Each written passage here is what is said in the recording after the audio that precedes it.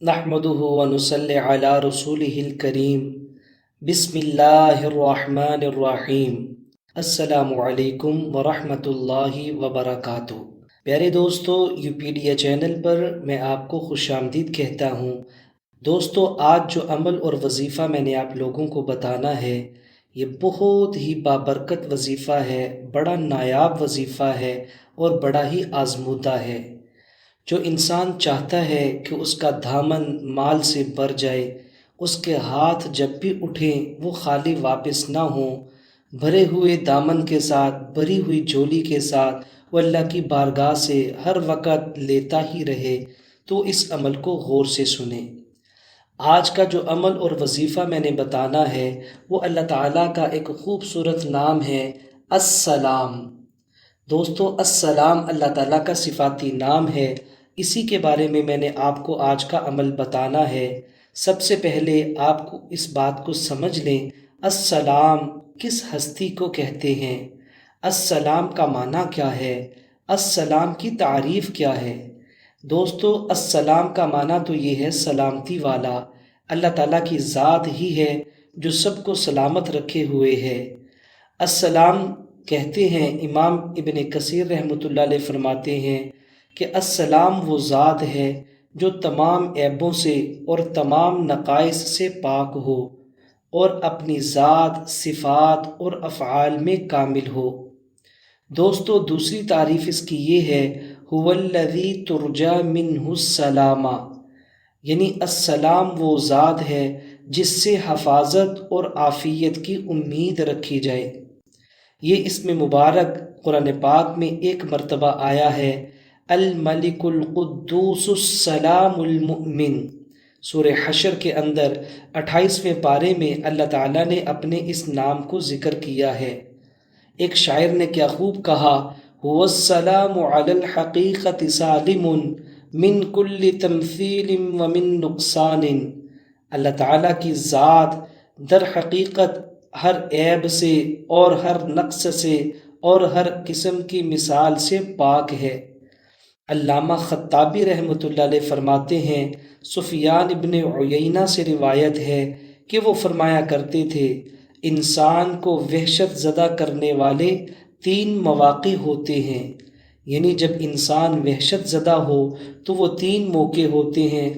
ایک وہ موقع جس دن بچہ پیدا ہوتا ہے، کیونکہ وہ اپنے آپ کو اپنے محل و مستقر سے، جہاں وہ 9 ماہ گزار چکا ہوتا ہے، نکلا ہوا پاتا ہے۔ نمبر 2، جس دن انسان مرتا ہے، اس دن وہ ایسی قوم کو دیکھتا ہے جسے اس نے پہلے کبھی نہیں دیکھا ہوتا، یعنی فرشتوں کو۔ نمبر 3، جب انسان کو دوبارہ زندہ کیا جائے گا تو وہ اپنے آپ کو ایک بڑے محشر میں پائے گا۔ اللہ رب العزت نے ان تینوں مواقع پر اپنے پیغمبر حضرت یحییٰ علیہ السلام کو سلامتی عطا فرمائی اور ان کا اکرام فرمایا۔ ارشاد ربانی ہے جس کا ترجمہ یہ ہے، اور اس پر سلام ہے جس دن پیدا ہوا اور جس دن وہ مرے اور جس دن وہ زندہ کر کے اٹھایا جائے گا۔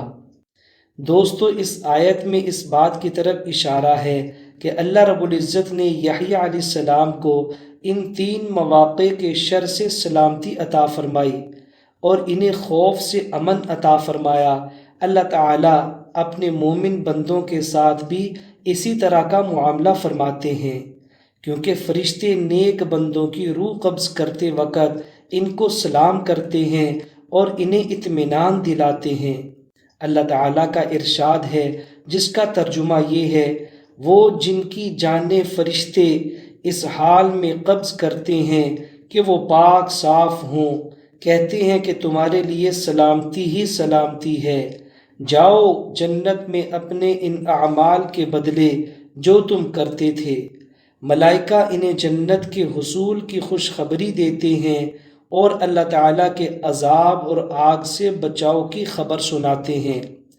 دوستو، حضرت انس رضی اللہ تعالیٰ عنہ سے روایت ہے کہ جبرائیل علیہ السلام نے آپ صلی اللہ علیہ وسلم سے فرمایا، ان اللہ یقرئ ختیجۃ السلام یعنی فاخبرها، قالت ان اللہ هو السلام علی جبرائیل السلام وعلیک یا رسول اللہ السلام ورحمۃ اللہ وبرکاتہ، یعنی اللہ تعالی حضرت ختیجہ علیہ السلام پر سلام بھیجتے ہیں۔ مطلب یہ تھا کہ آپ ان کو سلام پہنچا دیں۔ چنانچہ سلام کے جواب میں حضرت ختیجہ نے فرمایا اللہ رب العزت تو بذات خود السلام ہیں، اور حضرت جبرائیل علیہ السلام پر سلامتی ہو، اور اے اللہ کے رسول آپ پر بھی سلامتی ہو، اور اللہ تعالیٰ کی طرف سے رحمتیں اور برکتیں ہوں۔ علماء فرماتے ہیں یہ واقعہ حضرت ختیجہ رضی اللہ تعالی عنہا کی فقاہت پر دلیل ہے، اس لیے کہ انہوں نے اللہ رب العزت کے سلام کے جواب میں وعلیہ السلام نہیں فرمایا، جیسا کہ بعض صحابہ کرام رضوان اللہ علیہم اجمعین تشہد میں السلام علی اللہ پڑھا کرتے تھے، تو آپ صلی اللہ علیہ وسلم نے ان کو اس سے منع فرمایا تھا۔ حضرت ختیجہ نے اپنی عقل سلیم سے یہ بات سمجھ لی تھی کہ اللہ رب العزت پر اس طرح سلام کا جواب لٹانا یہ مناسب نہیں جس طرح تمام مخلوقات کا سلام کا جواب دیا جاتا ہے، کیونکہ اللہ تعالیٰ کی ذات تو خود ہی السلام ہے۔ تو دوستو آپ نے دیکھ لیا کہ السلام سلامتی والا یہ کتنے طاقتور پرتاثیر معنی اپنے اندر رکھتا ہے۔ تو جو انسان چاہتا ہے اس کی تمام مرادیں پوری ہوں، اس کا دامن کبھی خالی نہ ہو، اس کے اٹھے ہوئے ہاتھ ہمیشہ بھرے ہوئے واپس آئیں، تو دوستو اس کو یہ چاہیے کہ ہر نماز کے بعد 101 مرتبہ لفظ السلام کا ورد کیا کرے، چاہے تو السلام السلام السلام اس طریقے سے، اور اگر چاہے تو شروع میں لفظ یا کا اضافہ کر کے یا سلام یا سلام یا سلام، دونوں طریقوں سے پڑھنا جائز ہے۔ جو انسان ہر نماز کے بعد اس کو پڑھنے کا اہتمام کرے گا، اللہ تعالیٰ اپنے غیب کے خزانوں سے اس کو مالا مال کر دیں گے۔ یہ جو بھی دعا مانگے گا اللہ تعالیٰ اس کی دعا کو قبول فرمائیں گے۔ یہ جب بھی ہاتھ اٹھائے گا اللہ تعالیٰ کبھی بھی اس کے ہاتھوں کو خالی نہیں لٹائیں گے۔